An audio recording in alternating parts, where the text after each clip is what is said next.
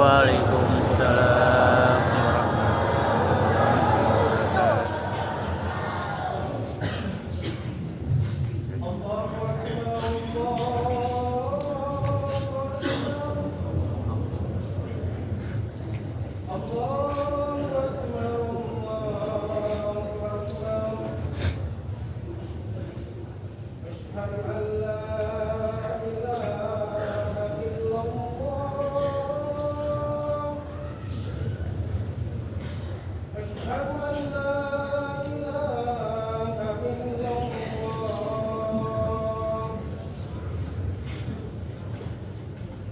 warahmatullahi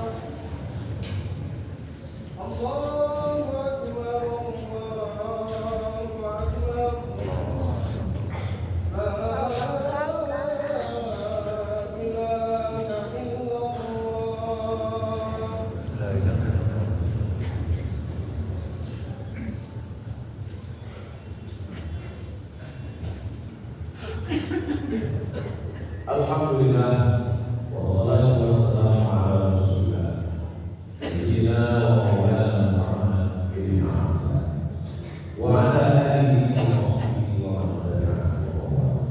Asyhadu an la ilaha illallah wahdahu la syarika lah wa asyhadu anna sayyidina Muhammadan abduhu wa rasuluhu la nabiyya ba'dahu. Allahumma shalli ala sayyidina Muhammadin an-nabiyil ummi wa ala alihi Allah Ta'ala Al-Quran Al-Azim wa huwa asdaqul qa'ilin a'udzu billahi minasy syaithanir rajim ya ayyuhalladzina amanu taqullaha haqqa tuqatih wa la tamutunna illa wa antum muslimun wa qala ta'ala fi ayatin ukhra ya ayyuhalladzina amanu taqullaha wa qulu qawlan sadida yuslih lakum a'malakum wa yaghfir lakum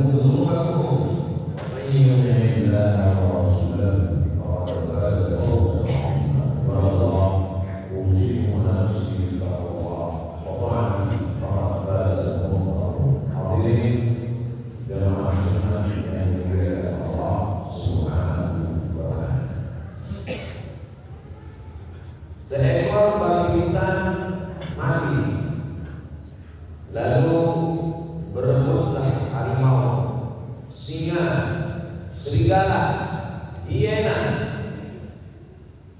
Cakar-cakaran menarik ususnya, menarik matanya, menarik kakinya, menarik mulutnya. Begitulah perumpamaan Sayyidina Ali radhiyallahu anhu tentang dunia. Dunia sifat, dunia ini bangkai. Dunia sifat, dunia ini hanyalah seluruh dari usus. Paman awada siapa yang menginginkan dunia, pada yang sebenarnya mukhalafati lillah, siapa yang menginginkan dunia, maka harus sabarlah berebut dengan gerombolan manusia. Tapi jangan salah paham dengan pesan Sayyidina Ali.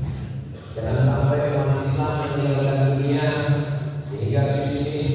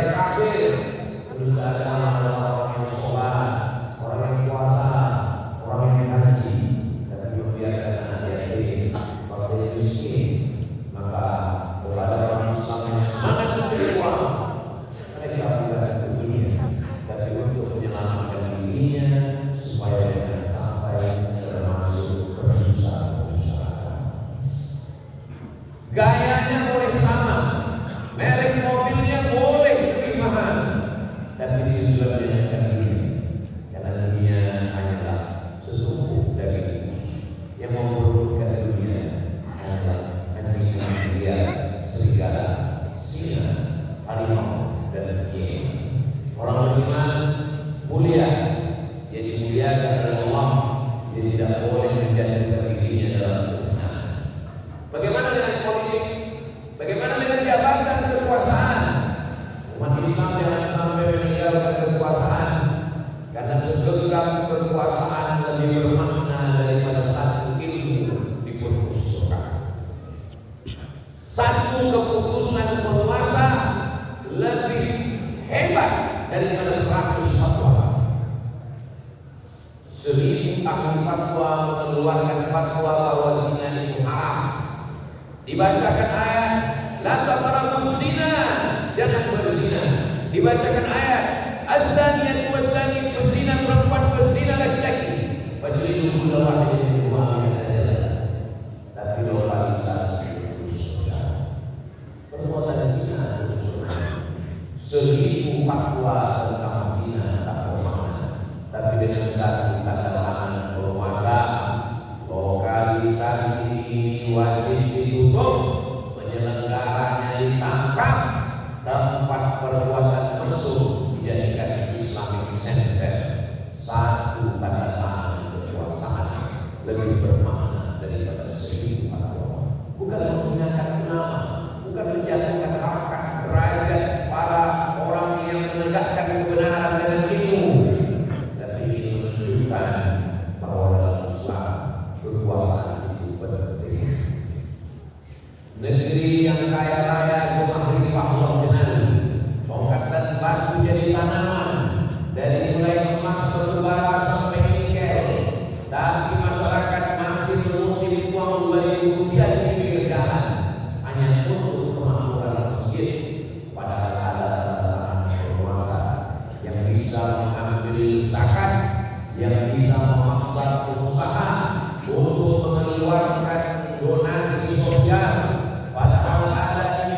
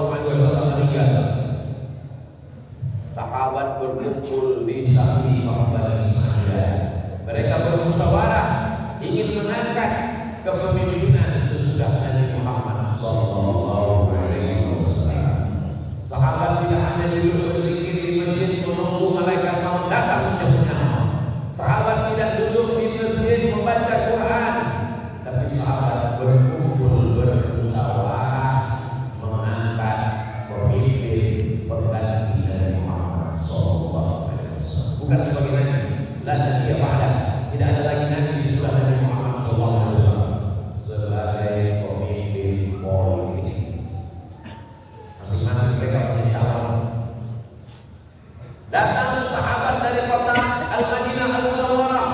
Mereka punya calon namanya Sa'ad bin Ubadah. Datang sahabat dari kota Makkah Al-Mukarramah.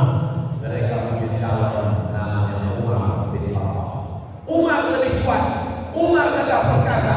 Umar sahabat Nabi. Sa'ad juga lebih kuat. Dia panglima perang. Dia dibanggakan oleh orang. Masing-masing punya calon. Sampai akhirnya dibacakan Al-Imam bin Quraisy, pemimpin muslim dari Quraisy.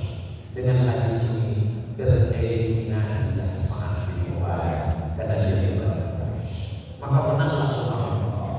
Tapi ternyata Umar dengan rendah hatinya mengatakan ada orang yang lebih tepat ketika Nabi sakit yang mengangkat menjadi imam sholat adalah Sayyidina Abu Bakar Siddiq radhiyallahu anhu. Abu Bakar Khalifah, Abu Bakar Quraisy, Abu Bakar lebih kuat, Abu Bakar menjadi imam mengganti Rasulullah saat Nabi sakit. Maka Abu Bakar Siddiq wilayah sahabat Nabi kumpul tempat ini bernama Saqifah Bani Sa'id. Tanah termahal bukan tanah Las Vegas, tanah termahal bukan tanah Inggris Eropa, tanah termahal adalah tanah kota Makkah dan Al-Madinah Al-Munawwarah. Di atas tanah ini tidak dibangun hotel. Di atas tanah ini dibiarkan tanaman-tanaman tumbuh bunga-bunga mekar untuk menanam. Kalau kita menghadap ke arah kiblat, sebelah kiri Masjid Nabawi, sebelah kanan adalah Saqifah Bani Sa'id, tempat pelantikan Sayyidina Abu Bakar Siddiq. Di mana Sayyidina Ali? Kenapa Sayyidina Ali tidak ikut pada pengangkatan ini? Syiah menuduh Sayyidina Ali ditinggalkan. Fitnah terhadap sahabat Rasulullah. Kalau kita meninggal dunia, yang paling layak memandikan jenazah tidak adalah anak laki-laki. Nabi Muhammad SAW tidak punya anak laki-laki, tapi dia punya menantu, suami dari Sayyidina Aisyah, suami daripada Sayyidina Fatimah Az-Zahra. Maka dia adalah Sayyidina Ali karramallahu wajhah. Maka yang mengurus jenazahnya adalah Sayyidina Ali, Sayyidina Hasan, Sayyidina Husain, Sayyidina Abbas bin Abdul Muttalib, Sayyidina Abdullah bin Abbas radhiyallahu anhu, Sayyidina Fadl bin Abbas. Yang mengurus jenazah Nabi adalah keluarga ahli bait, sedangkan sahabat Nabi mengurus bidang politik. Nabi sallallahu alaihi wasallam meninggalkan kita dalam keadaan layluha kanahariha, malamnya terang benderang seperti siang. Kota ini disebut dengan kota yang bercahaya, Al-Madinah Al-Munawwarah. Ketika Nabi Musa meninggal dunia, pengikutnya dalam keadaan susah. Perjalanan belum sampai ke Palestina, dilanjutkan oleh Yusha bin Nun. Ketika Nabi Isa meninggalkan Bani Israel dalam keadaan susah. Dan ketika Nabi Muhammad SAW meninggal dunia, peradaban terbentang kota Al-Madinah Al-Munawwarah penuh dengan cahaya. Peradaban Islam, kepemimpinan digantikan oleh Sayyidina Abu Bakar Siddiq, meninggal Abu Bakar digantikan oleh Sayyidina Umar, meninggal Umar digantikan oleh Sayyidina Utsman, meninggal Utsman dilanjutkan oleh Sayyidina Ali. Kenapa Islam begitu kuat? Karena ekonomi yang kuat, karena politik yang kuat. Kalau umat Islam mau bangkit, maka ekonomi harus bangkit, politik Islam harus bangkit. Anak-anak muda umat Islam mesti membangkitkan ekonomi, dagang, tani, bisnis. Kalau umat Islam mau dihormati dan dimuliakan, maka politik Islam mesti maju. Orang-orang yang ahli, orang-orang yang punya kemampuan mesti bangkit. Islam bukan agama yang lemah. Islam tidak boleh dihinakan. Ketika umat Islam ini menguasai ekonomi dan politik, disitulah dia akan disegani, disitulah dia akan dihormati dan dimuliakan. Tapi ketika Islam di sini susah benar. Keadaan al-fakru ayyakuna kufran, hampir saja kefakiran menjadi kafir. Antara fakir dan kafir ini sesisi-sisi sekolahkan anak-anak dari pondok pesantren, akidah ahli sunnah wal jamaah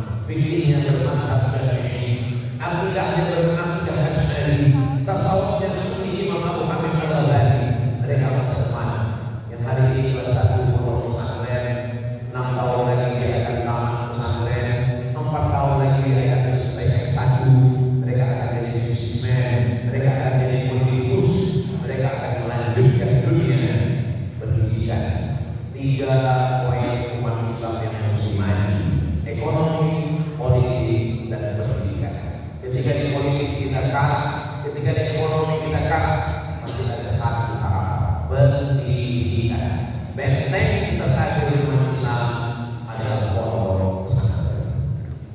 Pondok pesantren dimusuhkan dengan berita-berita miring. Supaya apa? Supaya anak umat Islam lepas dari pendidikan Islam. Alhamdulillah, masih ada hamba Allah dengan kekuasaan menolong pondok pesantren, menolong para alim ulama. Itulah lagi tinggal harapan kita di masa akan datang. Manusia akan mati, yang tinggal hanyalah anak-anak. Anak-anak pecandu narkoba, anak-anak LGBT, anak-anak pezina tidak punya masa depan. Anak-anak soleh yang hidup lagi, dididik, sholat lima waktu, membaca kitab, berzikir, bermunajat, tahajud malam. Itulah yang akan menerima tongkat estafet kemajuan masuk. Hari Jumat kita menerima maksudnya apa yang akan kita tinggalkan. Kebun yang luas akan dibagi ke ahli waris, rumah yang besar akan diwariskan ke orang lain, harta berlimpah akan hilang. Anak yang soleh mendoakan yang Allah, Rabbil Izzati wal Jalali, warahmatullahi